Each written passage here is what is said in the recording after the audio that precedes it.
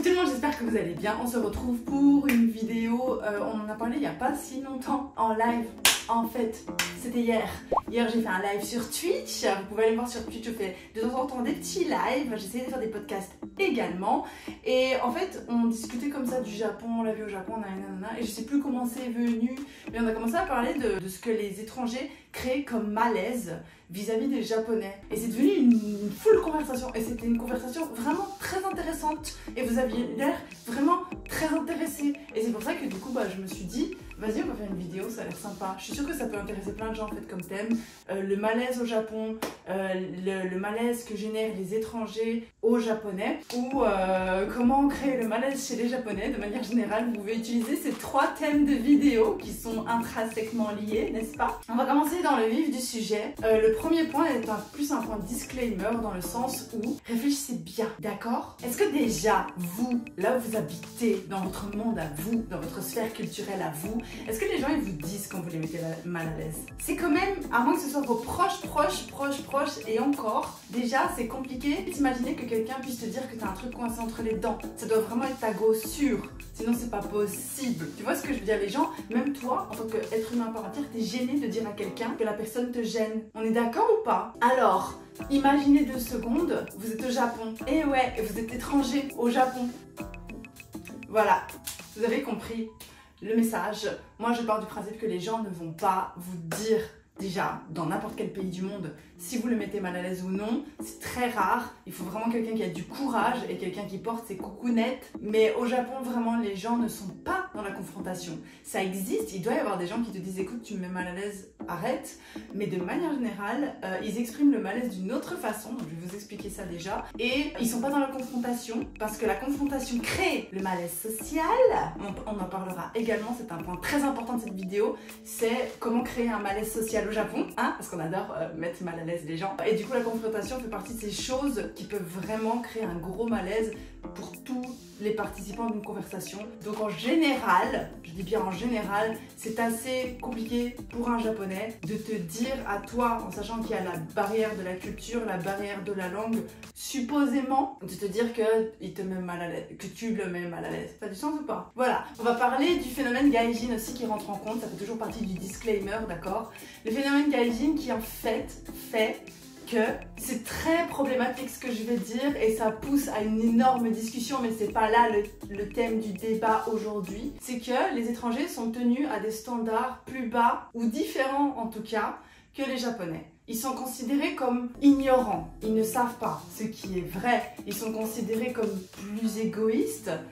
Le terme est peut-être mal choisi, mais admettons, plus centrés sur eux-mêmes que les Japonais. Les Japonais, c'est un copain qui m'a dit ça. Les Japonais, eux, ils évoluent avec la société, pour la société. Les étrangers, l'image qu'on a des étrangers au Japon, c'est qu'ils sont très individualistes. La société existe et l'individu en profite et il va d'abord penser à lui avant de penser à ce qui est bon pour la société. Je sais pas si ça a du sens. Et du coup, ça fait que les étrangers sont pas tenus au même standard que les Japonais au niveau des normes sociales par exemple, ou même au niveau du travail. Ça peut aller dans un sens ou dans l'autre.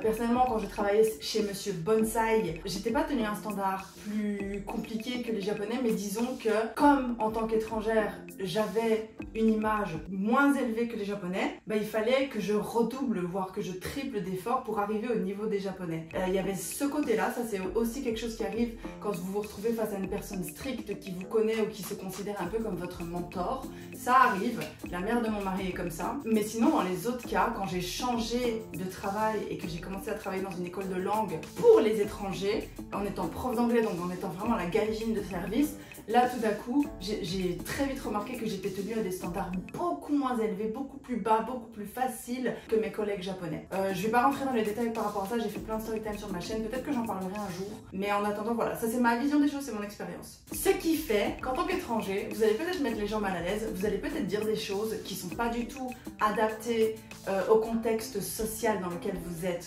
au Japon, mais les gens ne vont rien vous dire et vous laisser évoluer de la sorte. Il y a très longtemps sur ma chaîne, j'avais expliqué le fait que par exemple, tu as une meuf, on va tout le temps lui dire qu'elle est belle, qu'elle est belle, qu'elle est belle, mais en fait on lui dit qu'elle est belle juste parce qu'elle est étrangère, pas parce qu'elle est vraiment belle et pas parce que les Japonais la trouvent vraiment belle.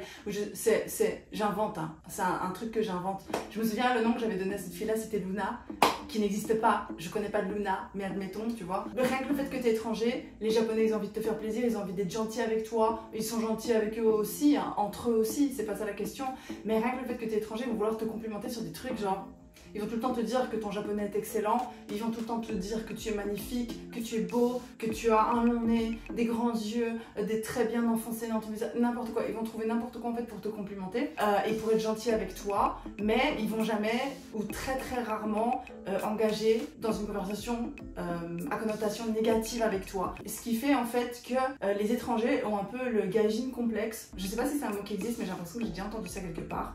Ce qui est que tu te crois un peu au-dessus du reste au Japon, alors qu'en fait les Japonais ils pensent juste que t'es les Japonais. Je les connais pas tous, j'ai pas parlé à tous les Japonais du Japon évidemment, mais en fait ils ont juste l'image de toi comme un gaijin qui est un peu con, qui sait pas trop bien et du coup on lui dit des compliments et en fait dans les Japonais ils partent pas du principe que tu vas croire leurs compliments parce que le fait de faire des compliments au Japon c'est une marque de politesse. Donc dire à quelqu'un qui fait les choses bien, dire à quelqu'un qu'il est talentueux, même si c'est un peu de la merde, c'est une forme de politesse en fait, c'est une marque sociale. Et ça, c'est une des sources d'un des premiers malaises, je trouve, dans la société japonaise vis-à-vis des étrangers. C'est que les étrangers, ils ont tendance à croire quand on leur dit « Oh, ton japonais est vraiment très bon ».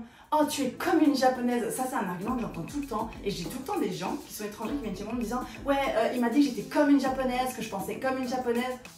Rien que le fait que tu prennes ce compliment-là au sérieux, pour moi, c'est un red flag en fait.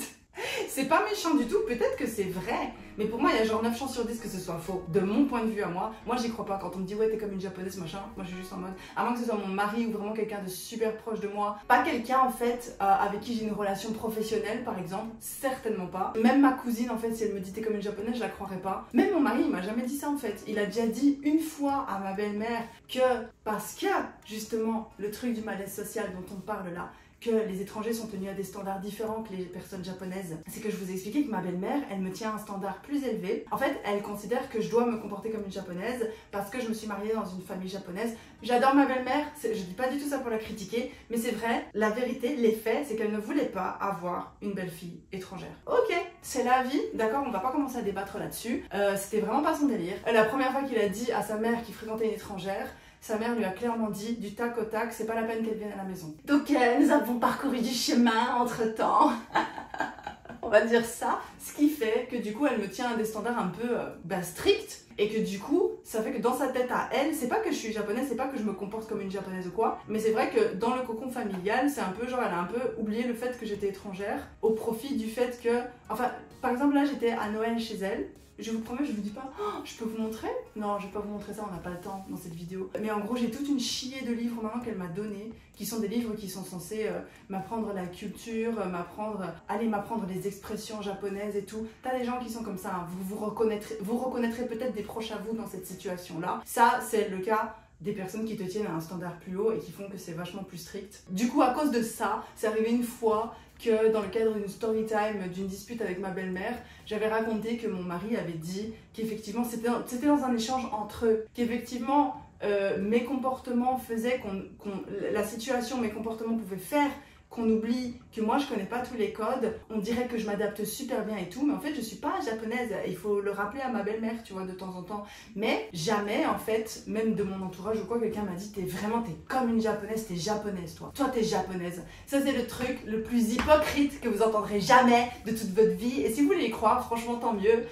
Mais pour moi, le fait d'y croire peut créer un énorme malaise social vis-à-vis des Japonais que j'ai déjà observé moi-même. Je me suis déjà retrouvée dans une situation où il y a un étranger à qui on a dit qu'il était comme un Japonais, et alors qu'il dit mais moi je suis comme un Japonais hein. Et alors les Japonais ils sont là genre Ça fait un peu bizarre. Tu vois, ce genre de truc, ça renforce un peu le malaise social. C'est quand les étrangers croient énormément à ce que les Japonais leur disent, alors que c'est vraiment juste une forme de politesse en fait de complimenter les gens pour pas créer de malaise social justement. Et que les étrangers ils vont prendre ce compliment et l'interpréter comme une réalité. Et en général aussi, malheureusement, ça c'est une autre parenthèse, c'est que quand on te fait ce genre de compliment, j'ai écrit aussi à une certaine époque, hein, quand j'étais beaucoup plus jeune, quand on me disait que j'étais super belle et tout, j'étais là genre... Quand on me disait ton japonais est bon, ojozu desu ne. Quand on me disait ça, quand on me disait ton japonais est bon, moi il fut un temps, j'avais 23 à 24 ans, j'y croyais de fou, moi j'étais bilingue. Donc je ne déroge pas à la règle, évidemment, j'ai participé à ce phénomène, mais j'ai appris par la suite. Parce que vous savez, en fait, et c'est pas grave du tout si vous apprenez pas ce genre de choses, vous savez juste que moi je suis passionnée par les règles sociales, les codes sociaux, la société, comment elle impacte les gens. Vous savez que c'est ma passion, vous savez que c'est le... En fait, on s'en rend pas compte, mais c'est un peu le thème principal de ma chaîne, c'est d'analyser les comportements sociaux et tout.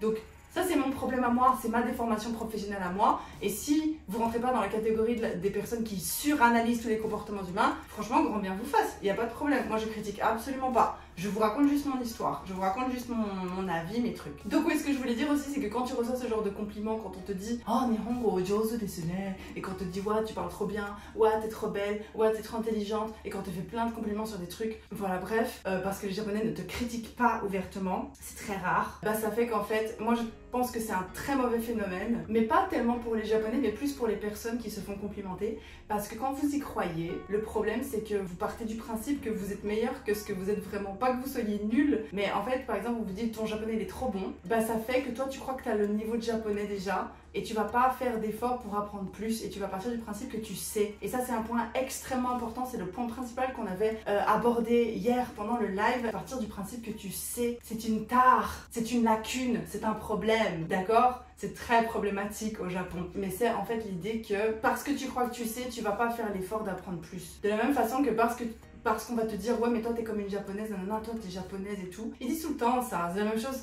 C'est la même chose quand quelqu'un va dire ouais toi t'es comme mon frère, t'es comme mon fils. Alors que c'est possible que ce soit vrai mais on est d'accord ou pas? On sait que c'est une façon exagérée de dire les choses pour faire plaisir à la personne. Et en fait il y a beaucoup d'étrangers qui n'arrivent pas à comprendre que c'est juste une forme de politesse de te surcomplimenter et de te survendre et d'être surgentil avec toi. Et donc oui, effectivement ça crée un gros malaise social quand l'étranger en question il monte sur le compliment. Parce que vous savez qu'au Japon en réalité, une règle sociale, un code social tacite, c'est que quand on te fait un compliment, tu dis non. Si on te dit tu parles très bien japonais, tu dis non, non, non, non, non, non, non. Si on te dit tu es jolie, non, non, non, non, non, non, non, c'est pas vrai, je suis pas jolie. Je vous jure. Et ça, il y a plein de gens, même des gens qui vivent depuis longtemps au Japon et tout, parce que là, les anecdotes auxquelles je fais référence, c'est des gens qui sont là depuis longtemps. Et on leur fait un compliment, ils sont là, ah merci, je sais. Oh, tu fais pas ça. Tu fais pas ça. À moins d'être avec tes potes, de rigoler. Quand tu dis merci, je sais. Moi, si je dis merci, je sais, c'est pour rire. C'est de l'humour. Sinon, je dis non, non, non, non, non, non. Sonna koto janai desu yo. Non, non, non. Ah non, non, non, non, non, c'est pas ça. Non, non, non, je parle pas. Non, je suis pas si jolie que ça. Non. Tu vois, ça c'est dans beaucoup de cultures en plus, c'est ça qui me rend dingue, c'est que c'est quelque chose, c'est pas juste propre à la culture japonaise, mais bizarrement, je sais pas, les gens ils montent dessus, ils montent, ils sautent, ils volent avec, ils prennent le compliment, ils le mangent, ils le chient, ils le remangent et ils s'envolent. Et les Japonais ils sont là genre, qu'est-ce qui vient de se passer? Mais ils sont habitués, mais ça crée quand même un malaise social parce qu'ils savent pas comment réagir par rapport à ça tout simplement. Ils savent pas quoi, ils rigolent et ils font tu vois, il y a aussi le fait, bon ça c'est un autre thème complètement différent, mais c'est du coup le fait, quand je parlais de l'absence de progrès par rapport à l'étranger qui reçoit beaucoup de compliments au Japon, il y a aussi l'absence de progrès par rapport à l'étranger qui répond à des standards plus bas. L'étranger est tenu à des standards plus bas et du coup il ne progresse pas et il reste dans son statut d'étranger. C'est une façon en fait que la société japonaise a d'enfermer les étrangers de leur côté, dans le rôle d'étranger et de garder les Japonais à un standard plus haut et plus compliqué à tenir, hein. J'accepte bien ce concept-là, mais en attendant, ça renforce la médiocrité des étrangers, c'est affreux ce que je suis en train de dire, ça renforce la médiocrité des étrangers et ça renforce la perfection japonaise. Vous voyez ce que je veux dire? Et ça c'est un problème de société je trouve au Japon. Parce que j'avais vu à la télé ça il y a pas longtemps, c'était une émission, tu sais t'as des émissions au Japon comme ça qui parlent beaucoup de politique et tout, mais c'est des analyses politiques machin et tout, politico-économiques, et ils expliquaient qu'est-ce que la politique d'immigration du Japon peut avoir comme impact négatif. Et c'était justement, ils expliquaient, mais pas avec ces mots-là, parce qu'on est au Japon, ils vont pas le dire cash, mais ils expliquaient un truc du genre, c'était écrit, hein, que du coup, l'avantage d'avoir des étrangers au Japon, c'est que c'était des travailleurs et donc des payeurs de taxes ou je sais pas trop quoi, et qui pouvaient éventuellement avoir des enfants et relancer la population et l'économie. Mais un désavantage, c'est que les étrangers, ils travaillent moins bien et qu'ils ont au niveau culturel, l'étranger va plus aller vers sa culture à lui que vers la culture japonaise. Il y avait des histoires comme ça, mais je me souviens plus exactement, mais je me souviens avoir vu ça vaguement et me dire ah ouais, waouh, c'est clivant en fait. Je vais vous raconter la première fois que je me suis rendu compte que je provoquais du malaise chez les Japonais. En fait, c'est très simple. Je vais vous expliquer quelque chose de très bizarre, de très malsain et de très problématique, et je suis désolée de dire ce que je vais dire parce que pour moi, à l'instant T où je vous parle, c'est une réalité. En fait, j'ai l'impression, moi j'ai commencé à apprendre et à me rendre compte en fréquentant Mochi. Avant ça, j'étais complètement opaque, je sais pas si ça se dit, vis-à-vis du malaise que je provoquais chez les gens. Je m'en rendais pas du tout compte, vraiment. Pour moi, les gens, ils rigolaient, ils étaient contents, ils me kiffaient. Ils disaient, ouais, t'es comme une japonaise. J'étais là, ouais, je suis comme une japonaise. Ils me disaient, ouais, tu parles couramment japonais, c'est trop bien. Ouais, je parle couramment japonais, c'est trop bien. Bref, t'es trop belle, ouais, je suis trop belle. Et tout. Tu vois, j'étais un peu... Disons que je me rendais compte que les gens faisaient énormément de compliments et je l'acceptais. J'étais toujours à accepter les compliments, tu vois, en rigolant et tout. Mais il y avait plein d'autres choses, en fait, que je provoquais dans des situations qui engendraient du malaise. Et je m'en rendais pas compte. Et j'ai commencé à m'en rendre compte, du coup, en fréquentant mon mari actuel.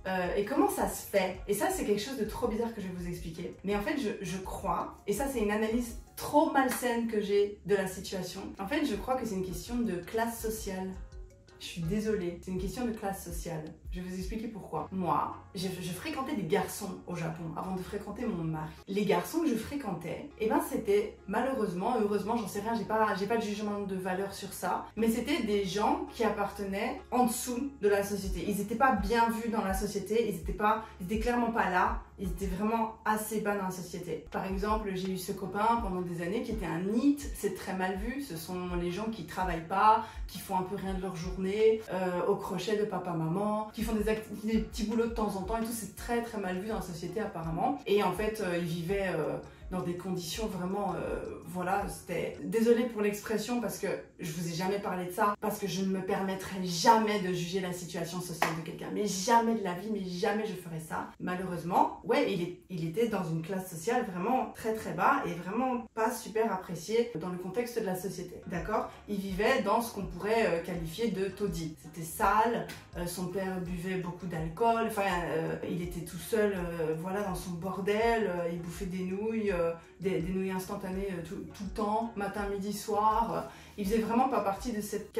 Allez, bref, c'est très gênant. Enfin, c'est très dommage en fait de devoir parler en ces termes de quelqu'un. C'est ça que je veux dire. Et en fait, lui, il m'a jamais rien dit. Il m'a jamais dit ça se fait pas. Il m'a jamais dit. Il était du genre à me faire des compliments et moi j'étais genre et voilà. Il me disait des trucs aussi hyper lourdeaux que j'ai appris plein de choses au niveau de la culture japonaise aussi. Par exemple, il me disait ouais, tu manges beaucoup hein pour une fille. J'étais genre ta gueule, je t'emmerde.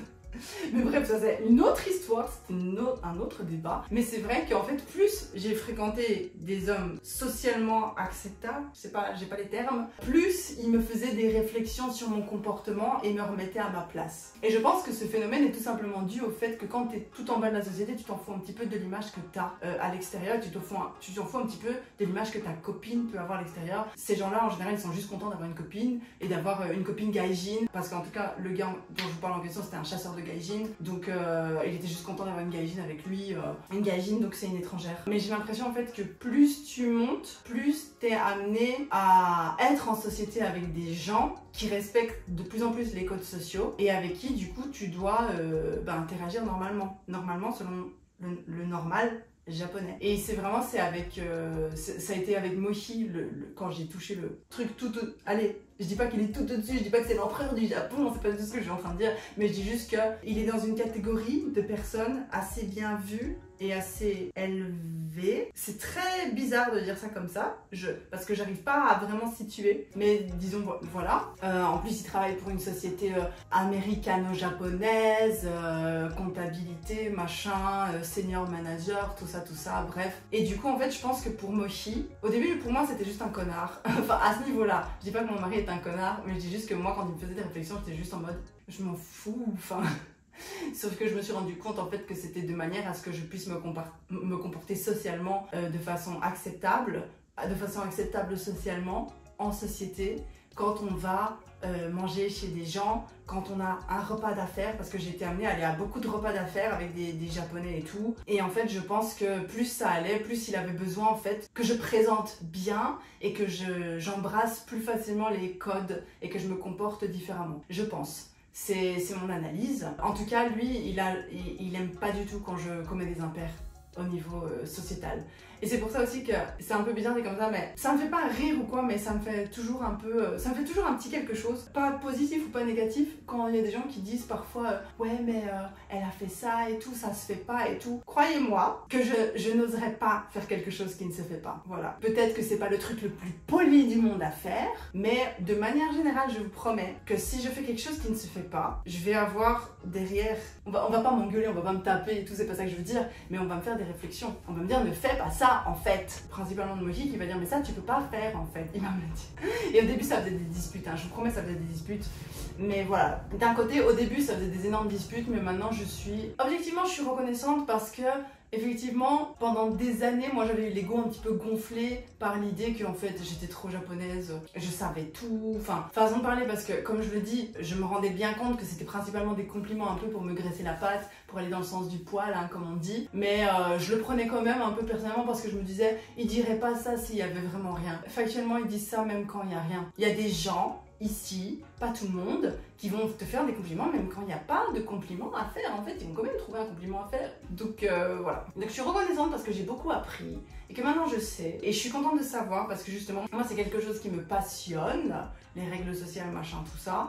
J'ai écrit un livre entier là-dessus. Juste avant de commencer, je voulais vous dire que j'ai écrit un livre et vu les retours hyper touchants et positifs auxquels je m'attendais absolument pas, je me suis dit qu'il fallait que je vous en parle. En bref, c'est l'histoire de Laure qui se retrouve propulsée dans un monde où la société ne s'est jamais développée et en plus elle a perdu ses gosses, donc bon. Elle doit vraiment apprendre à naviguer ce monde en oubliant quasi tout ce qu'elle connaît. Le but pour moi et celui du lecteur aussi est d'exposer l'impact de la société sur notre mode de pensée et de vie. Est-ce que ce qu'on juge normal est finalement si normal que ça? C'est à vous de le découvrir avec De sable et de sang de Mandarine Roxane, oui c'est moi, dispo en Kindle ou en papier à 15 € seulement sur Amazon. Lien dans la description. J'ai écrit un livre entier là-dessus, hein, sur les règles sociales, tout, donc vous vous rendez bien compte que ça c'est mon cas personnel à moi, de moi qui suis extrêmement fan d'apprendre sur ce genre de choses, d'accord?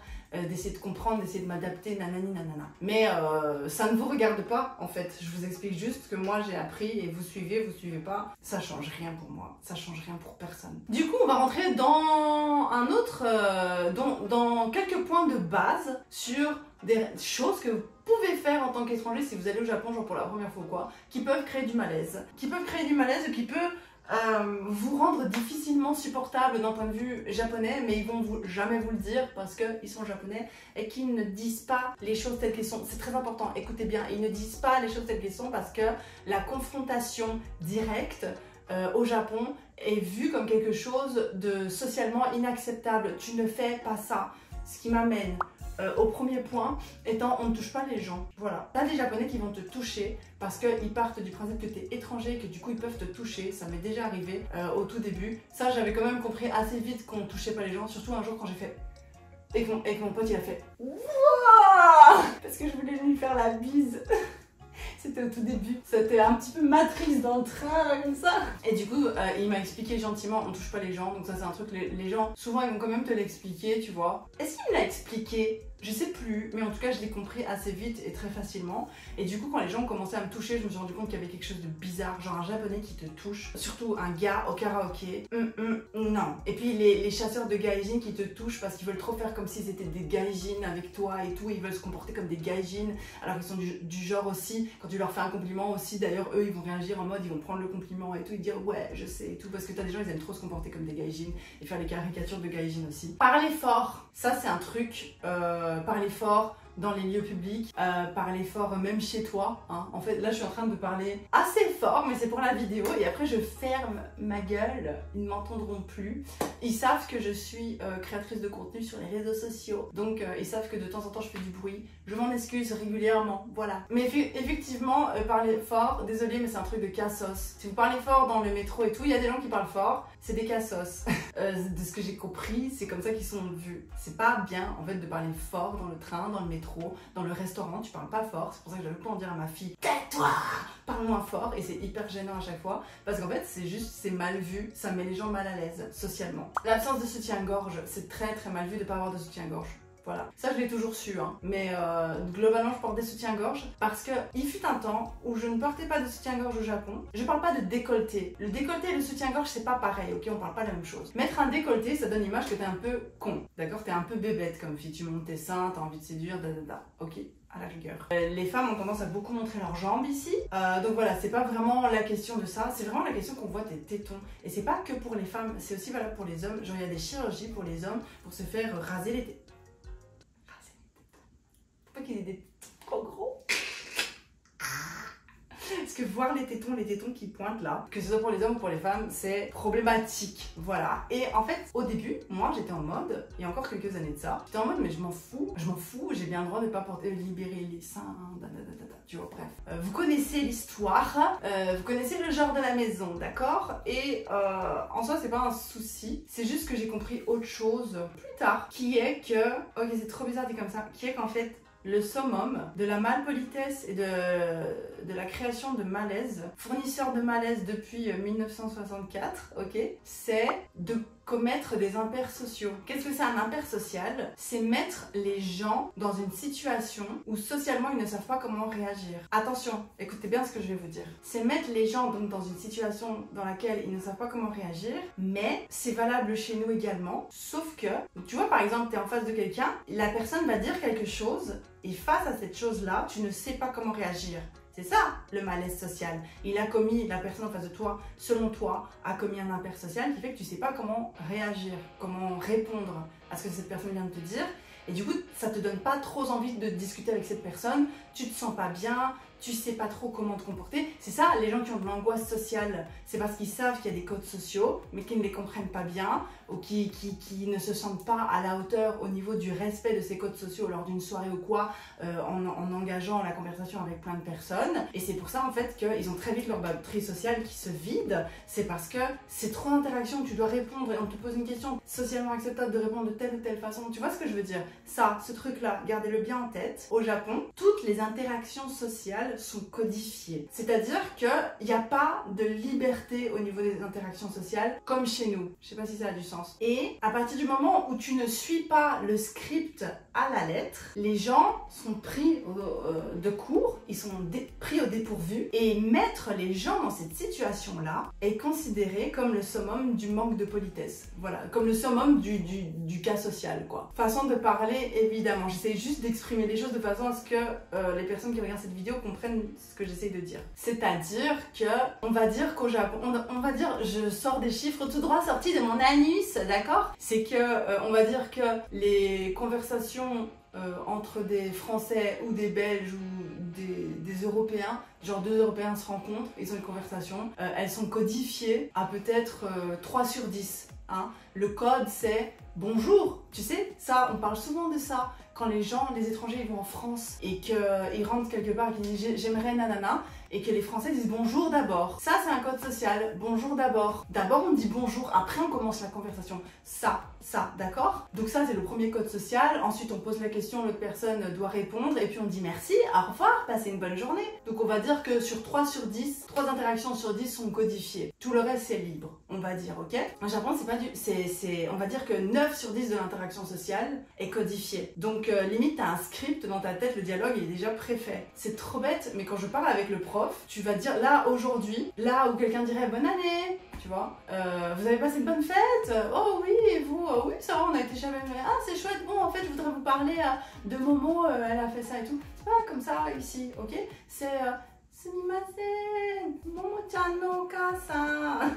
Excusez-moi, la maman de Momo, excusez-moi, je suis vraiment désolée de vous déranger alors que vous êtes occupée, probablement. Et moi je réponds, ah, yé, tondemonai desu, il n'y a pas de problème, dadadi, dadada. Et puis, je vous souhaite la bonne année, cette année aussi, j'espère qu'on va avoir de bons, on va avoir de bons rapports, nanana. Et après tu dis, tiens, waouh. Et alors, tu vois, il y a tout qui est codifié, et puis il y a peut-être ça, le contenu de la conversation, qui va durer genre 3 secondes en disant, ouais, elle doit changer de chaussettes, ok, merci merci de m'avoir dit, je suis vraiment désolée de vous avoir posé du problème maintenant, ça. Alors tu pars en faisant comme ça. Tu t'éloignes de la personne, t'es comme ça.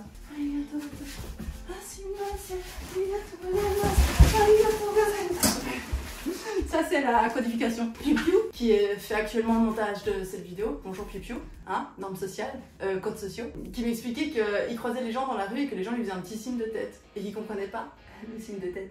Ça c'est le code social. Rends le signe de tête. Oh, rends le signe de tête, ok? Ils te montrent qu'ils ont remarqué que t'étais là, que t'étais vivant, que t'étais présent. Ils te font un signe de tête en mode bonjour, tu vois, genre tu dois le rendre le signe de tête. Si tu croises le regard de quelqu'un, souvent, un peu trop longtemps, genre plus de 2 secondes, la personne elle doit faire boum avec sa tête. C'est le code social, d'accord? Si tu le fais pas, c'est malotru. T'as compris? Tout est codifié, la façon dont tu marches dans la rue, le fait que tout est codifié, le fait que tu puisses pas manger dans la rue, le fait que tu puisses pas t'asseoir n'importe où, le fait que tu puisses pas fumer dans la rue, le fait que tu dois t'habiller d'une certaine façon, le fait que c'est pas comme ça chez nous. C'est ça que je veux dire, vous vous rendez pas compte à quel point la vie des Japonais est codifiée de A à Z. Et ça fait en fait que quand il y a quelqu'un, et en fait c'est pas vraiment une critique que je suis en train de faire, je suis pas en train de dire ouais, ils sont nuls et tout. C'est pas du tout une critique parce que je l'ai déjà expliqué dans une vidéo précédente. En fait, l'avantage de ce système-là, c'est qu'il y a tellement de codes sociaux que tout le monde sait à quoi s'attendre. C'est ça le principe. Et c'est ça qui fait, c'est cette homogénéité sociale, on va dire, c'est que le fait que les gens fassent tous tout pareil, qui fait que nous, en tant que touristes, en tant que personnes qui visitent le Japon et tout, c'est confortable pour nous, c'est fun, parce que si chacun devait commencer à faire comme il a envie de faire, c'est beaucoup moins confortable tout d'un coup. Le fait qu'il y ait des codes sociaux qui régissent absolument tous les aspects de la vie au Japon, en tout cas la vie à l'extérieur de la maison, le reste, je ne sais pas, chacun fait bien ce qu'il veut, ça crée un confort général pour tout le monde. Un inconfort parce que t'es comme ça, mais un confort général parce que tout le monde sait exactement ce qui va se passer quand. Même dans une interaction sociale, tu sais comment l'interaction est censée se dérouler. T'as pas peur, tu sais pas trop comment les gens vont réagir et tout. C'est pas comme ça. A priori, t'as plein de gens qui pètent des câbles, évidemment, t'as plein de gens qui font n'importe quoi. Évidemment, mais je te parle juste que quand tu te retrouves, a priori, t'es censé attendre de la même façon que quand tu vas en France, t'es censé t'attendre à ce que la personne parle français et te dise bonjour et qu'elle réponde au code social de dire bonjour. Il y a des gens qui le font pas, on est bien d'accord. C'est pareil pour le Japon, tu peux t'attendre à ce que les Japonais répondent à ces codes sociaux, c'est tout ce que je veux dire. Donc en fait, moi, ce qui fait que du coup, pendant très longtemps, je portais pas le soutien-gorge et tout, pour en revenir à là, c'est que je me disais, je m'en fous, ça dérange personne. Et en fait, je me suis rendu compte qu'en faisant ça, je participais à l'initiation du chaos généré par le fait de faire les choses comme moi je l'entends, plutôt que comme la collectivité l'entend. Donc en fait, je sers mes propres intérêts plutôt que de servir les intérêts de la collectivité. Alors, quand t'es en vacances, quand t'es un touriste et tout, c'est pas un souci, mais quand tu vis sur place, t'es censé, moi je trouve, c'est mon avis personnel, tu es censé participer à la collectivité. T'es censé, je vous l'ai déjà dit dans plusieurs vidéos, moi je rentre dans la maison de quelqu'un, je suis ses codes, évidemment, à part si elle me demande de tuer quelqu'un ou de, tu vois, de faire un truc de fou, mais globalement, je respecte les codes de la maison dans laquelle je rentre. Je suis invitée. Ici c'est pareil, je me suis rendu compte en fait quand ne voulant pas respecter ces règles de base, ça peut paraître être une toute petite chose, ça peut paraître vraiment pas grand chose en fait, mais toi, tu participes donc au fait que les règles ne sont pas respectées et tu peux mettre les gens dans une situation où ils ne savent pas comment réagir. Tu sais, par rapport au fait qu'ils voient tes tétons,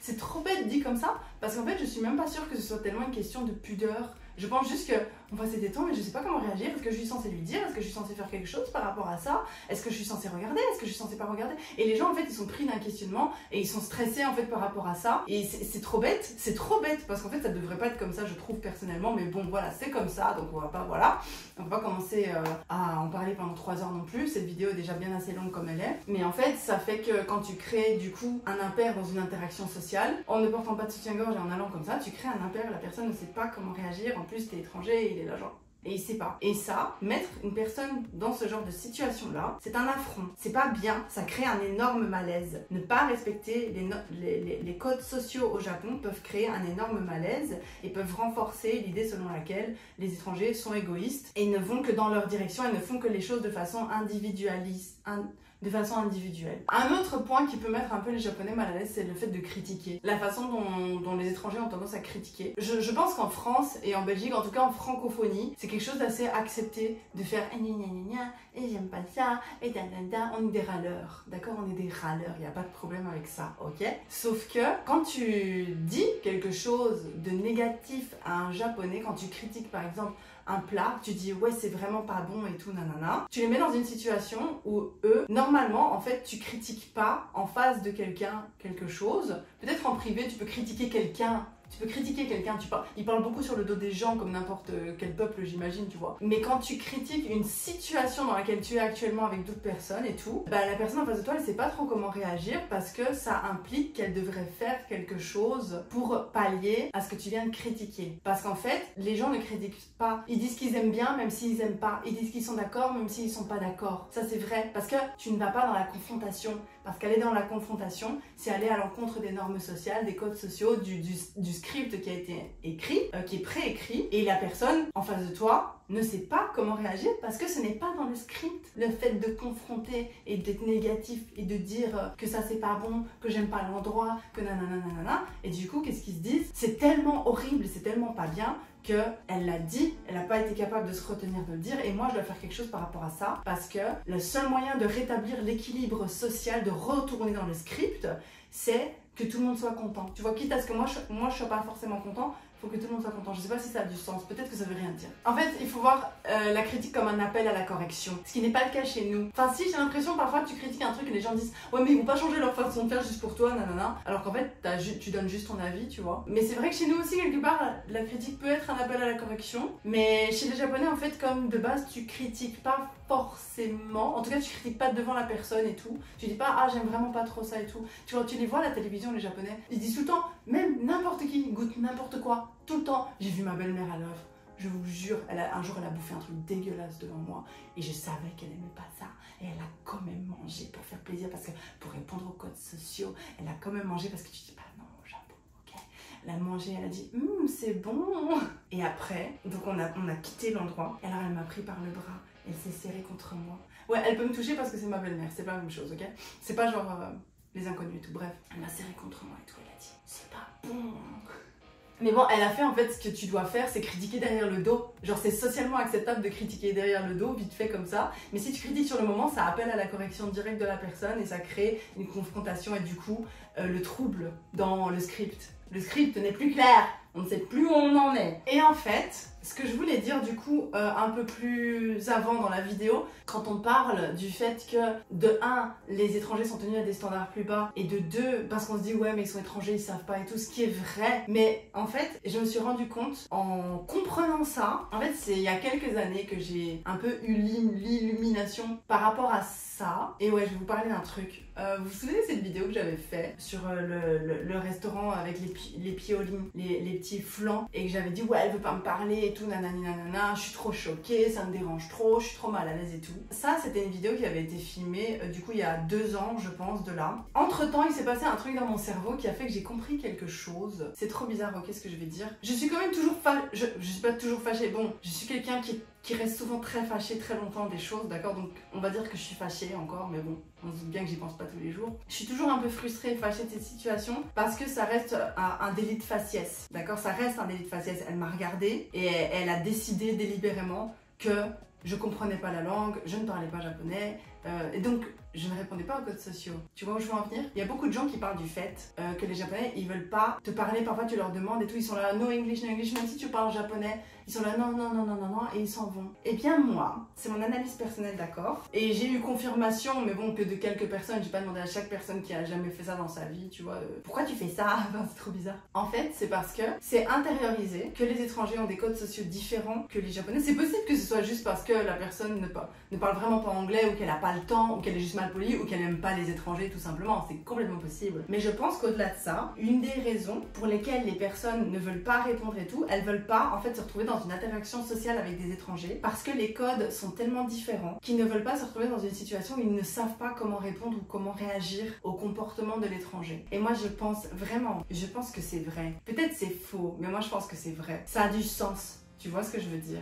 Ça a du sens parce que je vois souvent ça, parce que je pense que les Japonais, c'est devenu un sujet vraiment courant, je trouve, entre les Japonais dans le cadre familial, enfin en tout cas dans le cadre de ma famille. Tu t'entends les gens discuter, ou tu les vois parler à la télévision, ou tu vois les étrangers représenter dans les médias et tout, pas dans les médias politiques ou quoi, mais tu les vois représentés dans un dessin animé ou dans un truc comme ça, ils sont vus comme ne respectant pas les codes sociaux de base et comme mettant mal à l'aise les Japonais. En fait, ils les mettent mal à l'aise. C'est pas énoncé de la sorte, mais ils les mettent mal à l'aise. La première fois que j'avais vu ça, c'était dans un épisode de Gravitation, parce que j'avais acheté l'animé Gravitation. C'est le premier animé vraiment que j'ai acheté et que j'ai regardé de ma vie. Et je crois d'ailleurs que c'est la première fois de ma vie que j'ai entendu du japonais, je suis pas sûre. Mais bref, et en fait, il y a un épisode où t'as Ryuichi qui a vécu aux États-Unis pendant tout un temps. Et il revient des États-Unis. Et alors, il commence à crier et à courir vers son ami et à le prendre dans les bras et tout. Et la première réflexion de son ami, c'est de le repousser, de dire on n'est pas à l'étranger ici, on est au Japon. Et je trouve que c'est assez révélateur. Tu vois, c'est ce genre de représentation là, genre dans le sens les étrangers ne connaissent pas les règles, ne respectent pas les règles, ils crient, ils touchent. Ils font du bruit pour rien, ils font que ce qu'ils ont envie quand ils en ont envie, et c'est souvent la représentation des étrangers. Je pense, je sais pas, je regarde pas beaucoup d'animés, mais j'ai l'impression que c'est comme ça que les étrangers sont représentés aussi dans les animés, et je pense que ça c'est intériorisé quelque part chez les Japonais et que c'est une des raisons pour lesquelles ils ont pas envie. Il y a beaucoup de gens qui ont juste pas envie d'interagir avec nous, et ça crée le malaise en fait. Ça crée cette espèce de fossé entre les étrangers et les Japonais. Les étrangers, ils ont tendance à venir avec leur mentalité individualiste et de dire mais moi je m'en fous, moi je montre mes tétons, et moi je marche en mangeant dans la rue, je fais du bruit dans le train et je m'en fous. Et les Japonais en fait, c'est même pas qu'ils sont hyper choqués ou que ça les dérange, c'est que c'est à chaque fois qu'il y a ce genre d'interaction, ça renforce l'idée selon laquelle l'étranger est source, pas de chaos, mais d'impair social qui va mettre la personne japonaise qui respecte les codes sociaux, pour peu que ce soit important pour elle, dans une situation difficile, et le fait de mettre quelqu'un dans ce genre de situation est perçu comme le summum de l'impolitesse, le summum de l'égoïsme, le summum de l'individualisme, ce qui est en fait ce que nous représentons en tant qu'étranger. Ça a du sens ou pas ce que je dis? Donc voilà, d'un côté, moi j'aime bien l'idée de me dire mais moi je fais ce que je veux, comme je veux, je m'en fous, c'est des codes régressifs.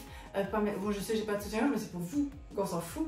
Mais ouais, c'est régressif, nanana, machin, machin. Mais d'un autre côté, non. Genre vraiment pour tout ce que je viens de dire dans cette vidéo-là, franchement, non, je ne veux pas être source de malaise comme ça pour les gens. Je suis chez eux et voilà, c'est tout. Et je respecte globalement, je respecte les codes. Faut pas dire non plus que je les respecte au doigt et à l'œil dans les principes les plus extrêmes du truc. Mais globalement, j'essaie de ne pas commettre d'impairs sociaux. Je pense que le pire impair social que je puisse commettre, et encore, je suis pas sûre que ce soit le pire du pire du pire, parce que ça commence à devenir assez répandu aujourd'hui.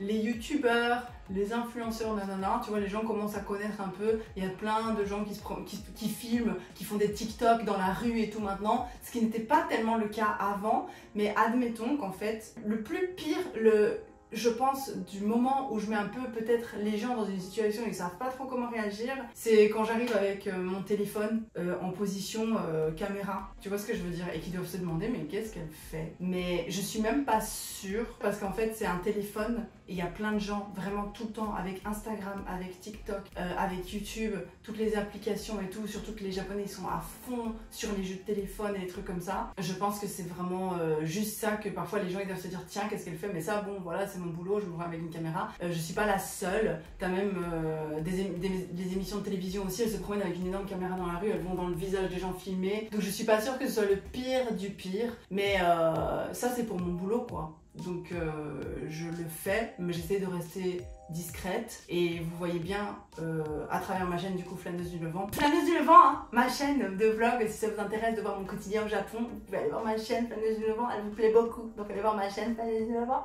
Je filme de façon assez respectueuse, je pense, et souvent en off, j'explique, ou je demande, ou je dis que je vais flouter le visage. Et voilà, mais ça c'est forcément quelque chose que vous voyez pas. Mais je me doute bien que là, les gens ils doivent se dire à chaque fois un petit peu mais je pense pas que ça ait vraiment de rapport. Peut-être même le fait que je sois étrangère, dans leur tête normalise le fait que je me promène avec une caméra et que j'essaie de filmer des trucs, parce qu'ils se disent peut-être c'est juste une touriste en fait. C'est ce que aussi, vous savez quoi, en fait non, c'est pas que je me le dis, je pense que je dis ça parce que il y a longtemps mes beaux-parents m'avaient dit ça, qu'en fait c'était pas grave que je me prenne avec ma caméra parce que les gens devaient penser que j'étais une touriste de toute façon. Voilà, je me dis les gens doivent penser que je documente mon voyage, ce qui est le cas en soi, et du coup bah voilà. Donc ça je pense que c'est le pire truc que je fais, mais sinon globalement j'essaie de vraiment respecter les codes sociaux, et quand c'est pas possible, notamment avec ma fille, parfois c'est juste pas possible, désolée, mais sinon j'essaye. Franchement, j'essaie.